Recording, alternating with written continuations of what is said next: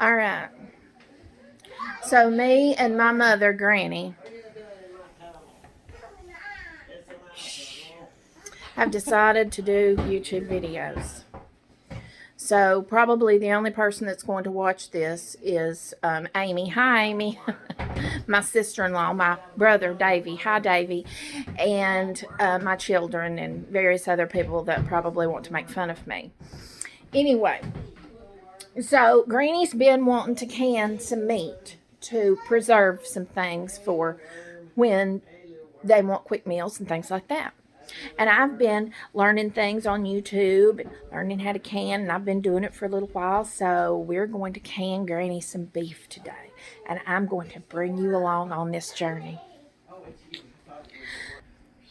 Granny's going to turn the fan up because she burns up all the time. I'm going to turn it off because when we turn the stove on, it'll... Oh, yes, because we have gas and it'll, yeah.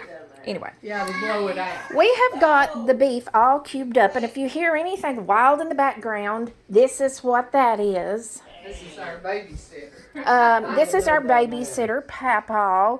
He is great-grandfather to this lovely child, Grayson. Hi, Grayson. Yeah. And so that's what that noise is. Now, first thing we're going to do is we're going to salt the beef because we like salted beef in this house. And we've got our jars all clean, sanitized, and ready for all the Karens out there. And, oh, Granny, where's our lids and rings? Right here.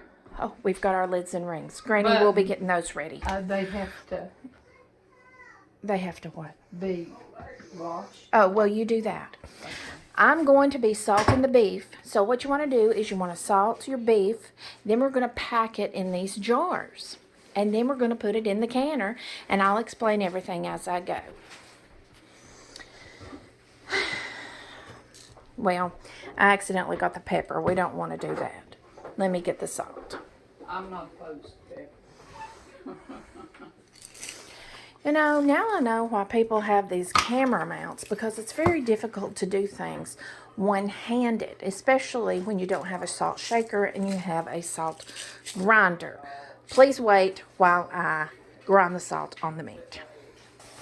Okay, now I salted my meat. Now I'm going to stir it around a little bit.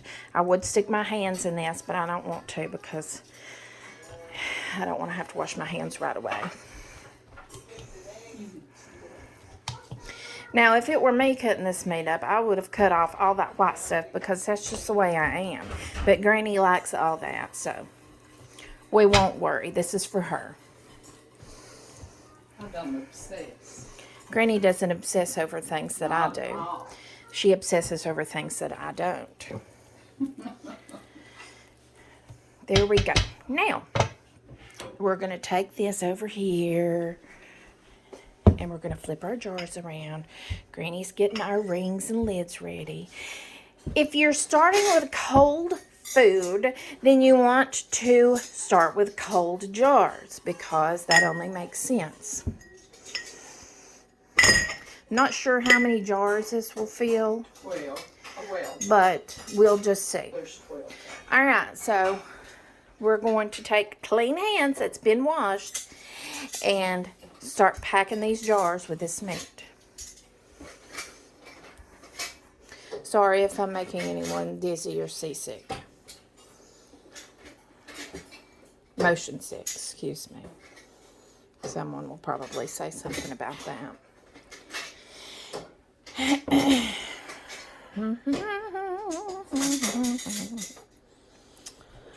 All right, now you want to pack the meat to about an inch headspace. That means you have an inch left here of room. You don't want to pack it too tight. Now, we're not going to be putting any liquid in these jars because the meat makes its own juices and liquid. You don't have to put liquid in it. I found that if you put liquid in with it, it kind of makes the meat a little on the mushy side. It gives a different texture. That's my opinion anyway.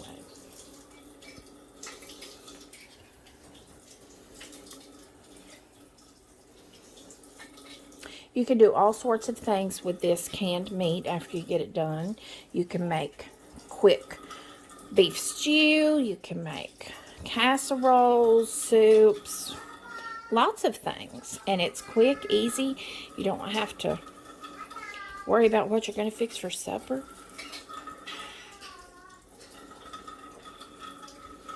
My brother said I was going to kill my parents by canning my own food at home and doing this for them.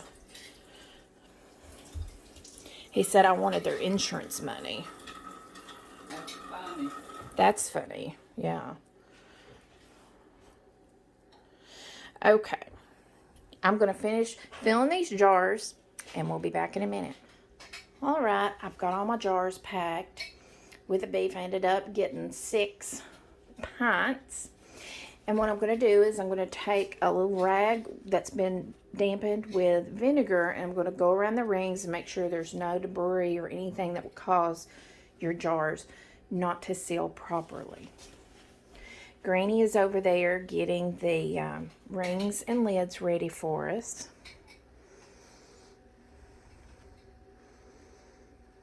Slow as she is. It's okay, Granny. Slow and steady wins the race. Now, I've also put a splash of vinegar in my canning water because we have hard water here. And if you don't do that, if you have hard water, then you're going to get cloudy jars and it'll drive you nuts. Now, there is a little line in your canner that tells you where to fill the water up to here. Now, when you're putting your lids on your cans, you want to make sure when you get your rings on there that you do them about finger tight, and that means just tighten them just enough to where it stops when you're tightening them with your hands. You don't want them too tight. If you tighten them too tight, then your lid is going to buckle up and it won't seal. If you don't tighten them enough, then you're going to get a lot of siphoning, where the liquid and the components of your can comes out into your water, and it will cause you not to seal properly as well. So I'm going to put all the rings on these, and we'll be right back. All right, now we're going to, I've got all my rings on, and we're going to take them, and we're just going to put them in the water.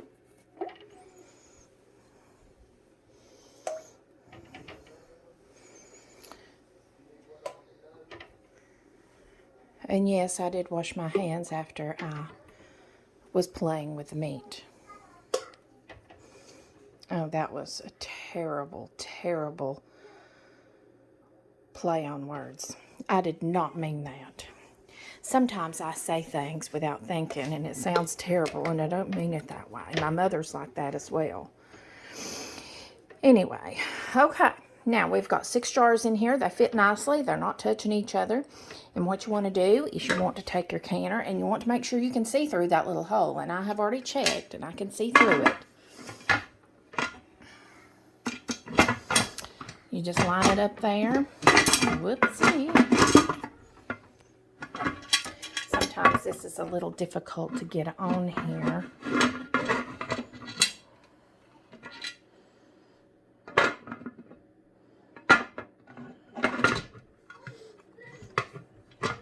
Okay, hang on. Okay. I got it on there finally. And you just close it, and it closes tight. You can feel it, and it closes real tight. So, we're going to turn this on. Now, I know at my house, it's medium-high heat is what I do it for. Here, I'm not really sure, so we'll just hope for the best. She's got gas, so I'm going to go for medium-high here as well. See what happens.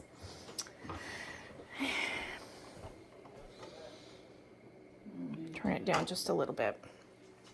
Now it's going to take a while, and what you want to do is you want to see steam coming out of this little hole right here. And when steam starts coming out of this, you time it for 10 minutes. So I'm going to pause, and I'm going to show you what it looks like when the steam's coming out. All right, we have steam coming out, and if you can see it, and you can hear it. So now we're going to set our timer for 10 minutes. Hey Google, set me a timer for 10 minutes. All right, we'll be back in 10 minutes, and I'll tell you what to do next. Actually, I'll go ahead and tell you what we're going to do is after that 10 minutes is up, you're going to take your weight. And this weight comes with 2 rings, and that is, you do 1 ring for 10 pounds of pressure, and there's another ring, it's at my house, but you add it for 15 pounds of pressure, and then without is 5 pounds. And depending on where you live, tells you, you can look it up on Google, and it tells you how many pounds of pressure you need to can at in your specific area. So where I live is 10 pounds of pressure, so we're going to do 1 ring. And you just take this weight and you sit it right on top of there, and then when I set the weight on, I'll show you what to look for next. Alrighty, the 10 minutes is up, and so now we're going to put our weight on. Now, when you put the weight on, now you have to wait. Hang on. Hey Google, hush. Hey. Anyway. Hey Google, stop. You have to wait for the weight to start jiggling. Now, you don't want it to jiggle like crazy, and you don't want it to barely jiggle. You want it to be a nice rhythmic jiggle like a hula dancer would do, or hula dancer, whatever they're called. So when it starts doing that, oh, I hear it starting. It's starting to make a noise. It starts jiggling usually after it starts to make a noise. We'll wait. I'll be right back when it starts jiggling. Alright, now we have started jiggling, and you see the valve there is popped up, which means it's pressurized. Now, that right there is about how you want it to jiggle. So if it starts jiggling more, I'm going to turn the heat down. I know what to set my stove at my house to get a perfect jiggle, but I don't know about this stove. So I'm going to turn the heat down just a little bit.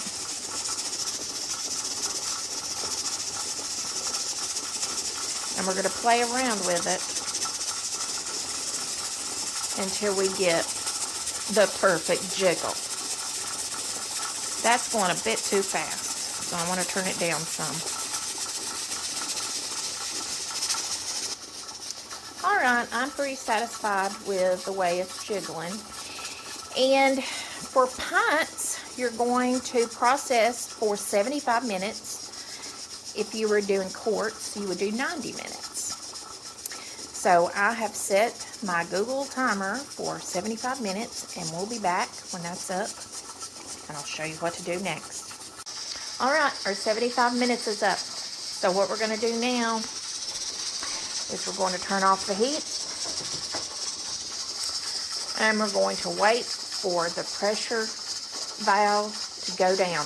And when that goes down, we're going to crack the lid open, and we're not going to take it off all the way. We're just going to kind of cock it and sit it a little off. Wait about 10 minutes, then take the lid off, and wait about 30 minutes. And then after 30 minutes, we'll take the jars out of the water, and we will put them on a clean towel, separated from each other. You don't want them touching. And you want to leave them on that towel for 12 hours untouched. Don't mess with them. Don't touch them. Just leave them alone for 12 hours. Sometimes even go 24 hours. Just leave them out overnight until the next day. Then you can check and see if they're sealed. If they're sealed, write what you want to on the top. Date it. Put it up. We'll come back in a little while and I'll show you what they look like when they're all done. Alright, now the pressure has gone down and I took the weight off and I've opened the lid and I'm letting it sit like this for just a little while. And then we're going to take the jars out and put them on a clean towel, like I said, for 12 hours and don't touch them. You don't want to take everything out right away because if you do, you might have some siphoning going on and you don't want that.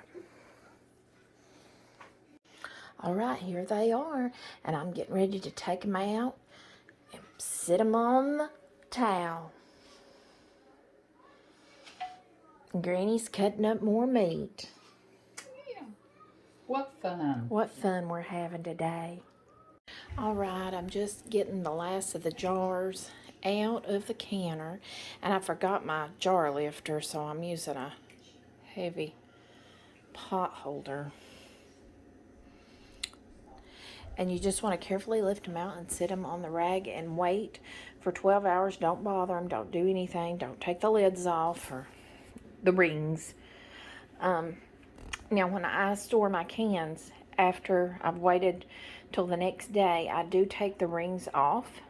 Because if you don't take the rings off, and I've argued with my husband about this, but if you don't take the rings off, then you could have a false seal.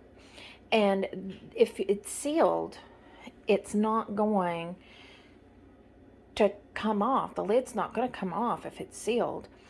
But if you have that ring on, with the temperature fluctuations in whatever room you store it in, it could seal and unseal, seal and unseal. And you don't want that. So you want to take the rings off. That way you'll know whether it's sealed or not sealed good and properly. So when tomorrow comes, we're going to just write on here canned beef, put the date on it, and store it away on our shelves. I hope you've enjoyed the video. This is my first video, so I'm no professional, but this is something that Granny wanted us to do together, and I've enjoyed making it, and I hope somebody will enjoy watching it. So we're going to continue to make some more, and if we don't get a lot of views, that's fine. It's for our memories.